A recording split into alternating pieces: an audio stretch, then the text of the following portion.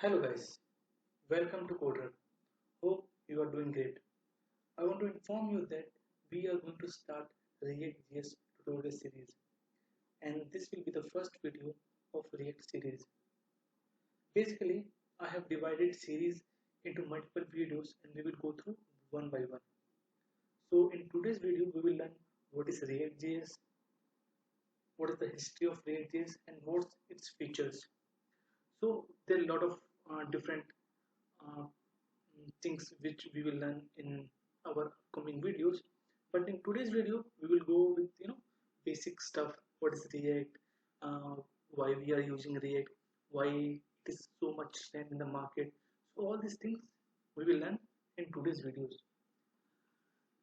Okay, so first, what is React.js? As per the definition, we can say React.js is a JavaScript library.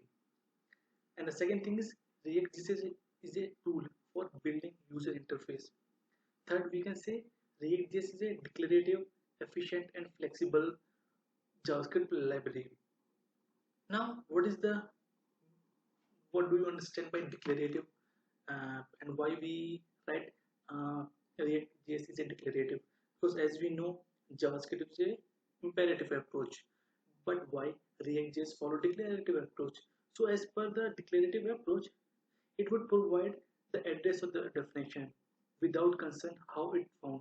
So basically, like we want to render the UI. Now it doesn't concern how you follow the path, how you prepare the path.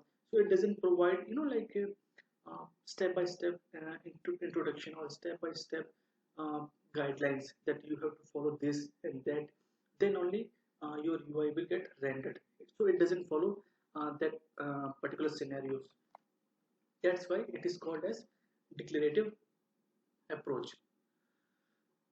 Now it is also a we can say client-side JavaScript library, and mainly it is used for building user interface, and it is component-based features. So that thing will components, lifecycle methods, and all these things we will cover in next videos. Now, if we talk about the history of React.js, then we can go with this. So React, the current version which is in the market or stable release, we can say it's 18.2, which is released on June 14, 2022. But initially it was released quite earlier, like May 29, 2013. So it's like around 8 or 9 years ago it was released, and it is basically maintained by Meta, which is Facebook. So it was like the Facebook is the creator of that, or maintained by the Facebook. And if we talk about the who has created the React.js, so it was created by Facebook software developer Jordan Walkley. So he is the one who has created the uh, React.js which we use right now.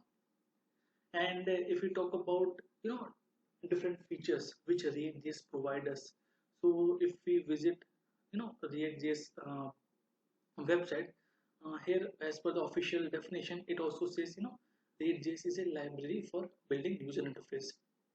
Now if we talk about the different features, so here it is also says it is declarative. So React.js is painless to create interactive UI, design simple view each step in your application, and it is efficiently update and render the UI. So basically, like whenever we change something, it will automatically get updated to the UI, and you can able to. That is basically it is hot reload, we can say. We will see in our upcoming videos, not an issue. So you can just cover the basic stuff, and also it is component based, and basically if you talk about like if you have learned or if you have seen other programming language, there you have seen like we divide. Suppose we have an HTML.